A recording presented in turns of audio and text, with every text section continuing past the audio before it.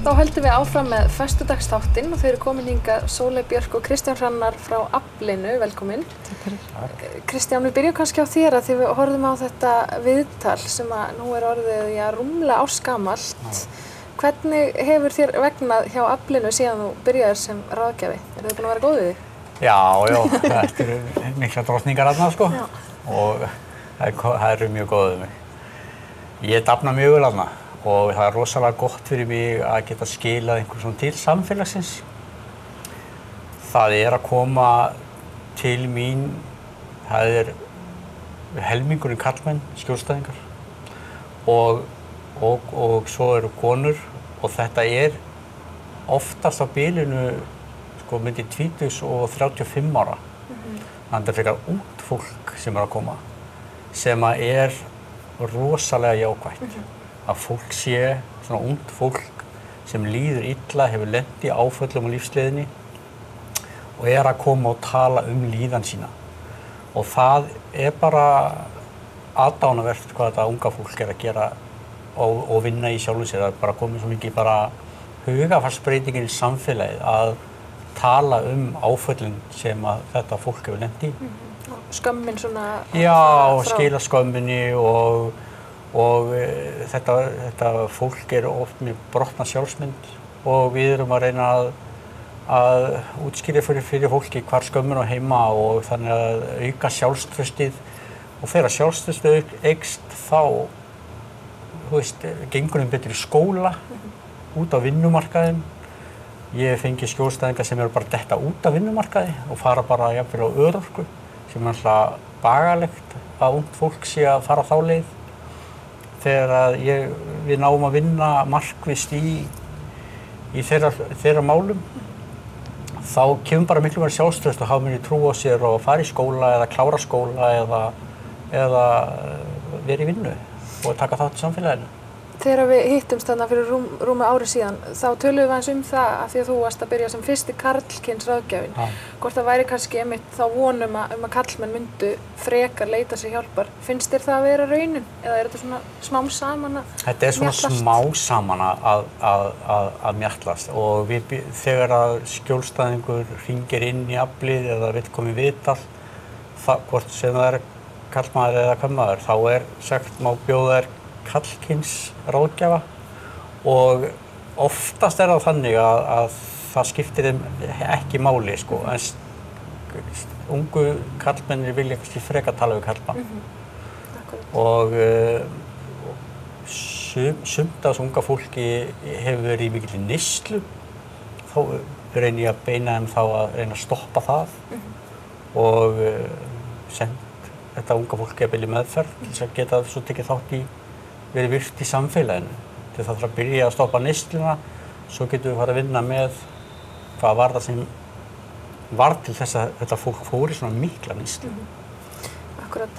Og ársskýrsla ykkar hjá Aflinu frekar nýkomin út og það greinilega rosa viðburðaríkt þetta liðna ár. Hvað ber hæst að ykkar mati?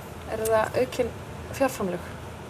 Já, sem að ég held að sko þetta var alveg rosalega flott ára, rosalega mörguleiti sem að síðan endaði bara alveg í blálok ársins á því að við fengum vilyrði fyrir mjög auknum fjárframlögum frá ríkinu en það bara aðdragandinn að því sko svo mikill og það svo margir sem hafa svona lagt höndaflóin með það og stutt okkur og bæði sko bara svona almenningur og félagasamtök og fyrirtæki og fólk í svona faggeiranum af því við erum auðvitað í tengslum við hellinga fólki sem að vinna með sama fólki og Aflið að gera.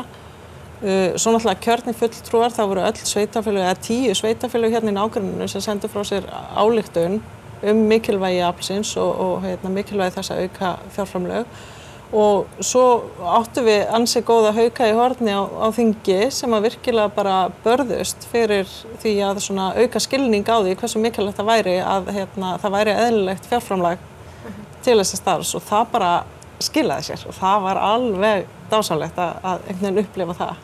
Þetta gerist ekki bara að sjálfu sér. Nei. Það gríðarlega mikið af fólki ekki sett sem eins og segir kom kom að þessu Já. og þið hafi líka á þessu liðna ári verið svona aðeins meira kannski áberandi og að sækja aðeins meira út af við, segja okkur aðeins frá því. Já, við höfum náttúrulega sko, og ég hef svo sem verið að útskýra það kannski svona síðustu misserin og jafnvel árin, sko, hvernig það að þrengja svona fjárhagslega að svona starfsemi gerir það verkum að það verður bara alltaf einhvern veginn minna og minna því að það alltaf bara haldið sko, haldið bara í kjarnastarfsemina, það náttúrulega sko þeir sem að leita til aflsins sem að skipta öllu máli og þá náttúrulega bara kannski ekki bara kraftar og tími til þess að sinna einhverju svona út af við. En við höfum verið að fá mjög öflugt fólk með okkur eins og til dæmis bara í stjórnina, við fengið alltaf svona nýju fólki inn í stjórnina sem hefur verið bara, þú veist, óþreytt og geta fókusað á að tala þetta út af við. Og það hefur auðvitað skipt miklu máli að því að og náttúrulega líka bara almennt umræðan í samfélaginu og meðvitundunum þessi mál og mikilvægi þess að takast á við afleiðingar ofbeldis. Það hefur náttúrulega bara hjálpað gríðarlega, það bara þessi skilningur sem skiptir öllu máli að skilja að þetta sé mikilvægt og það hefur svolítið bara náðst svona mjög góður árangum með það myndi ég segja. Þessi auknu fjárframlög, þessi peningar sem koma inn alveg bara ákveðið í hvað þeir fara, ykkur vantar nýtt húsnæði, það rosalega margt sem að þeir hafi verið fjársvelt lengi, það eflaust margt sem bíður. Já, og við erum bara forgangsraða og forgangsröðum þannig að við ákveðum að ráða inn starfsmann í 50% starfshlutfall til þess í raun og veru svona halda utan skipulag og gagnasöfnun af því að það skiptir líka gríðarlega miklu máli sko upp á að fólk átti sig á árangurinn þar að við söfnum upplýsingum það hver árangurinn að starfin okkur og hvað að gerast sko og þannig að við ákveðum það við réðum inn og byrjaði hjá okkur 1. apríl og það rosa mikið léttra þegar búið að vera ofboðslega mikil sjálfboðavinna sko sem að stjórnin hefur svolítið unnið sko með allt þetta utanumhald og skipulag og þetta og það bara alltaf þannig að þegar fólk að vinna í sjálfboðavinnu þá bara gerast hlutirnir ekki eins markvisst.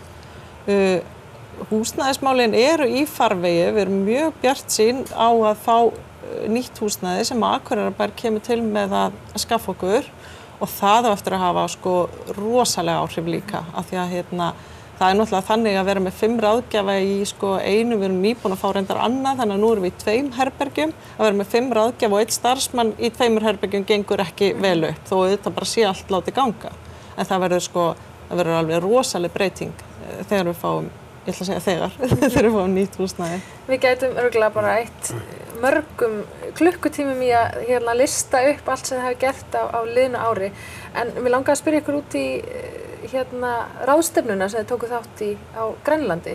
Já.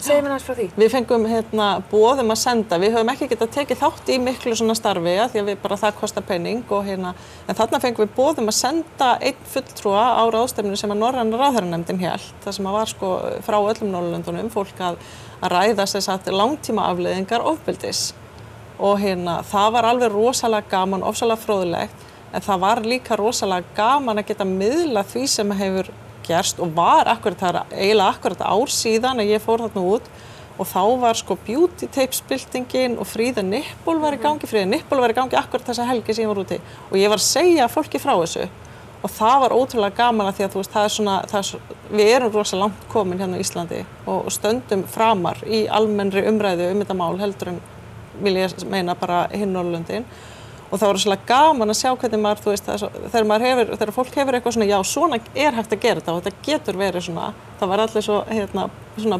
baráttuglaðir, sko, og það var ofsalega gaman að geta miðla því, en það var líka rosalega fróðlegt að sjá hvernig hlutirnir eru gerðir annars staðar og á bara ótal mismunandi vegu. Það greinilegt, sko, það eru alls konar svona, má segja, kerfi í gangi, en alls staðar sko, alltaf sko meira og meira vaknandi meðvitund mikilvægi þess að takast á við afleiðingar ofbeldis. Þetta gríðarlega mikilvægt starf sem þið vinnið, bara innilega til hamingju með það, til hamingju með þetta viðburðaríka ár. Takk fyrir. Takk fyrir komuna. Takk fyrir okkur. Við höldum áfram hér eftir augnablik.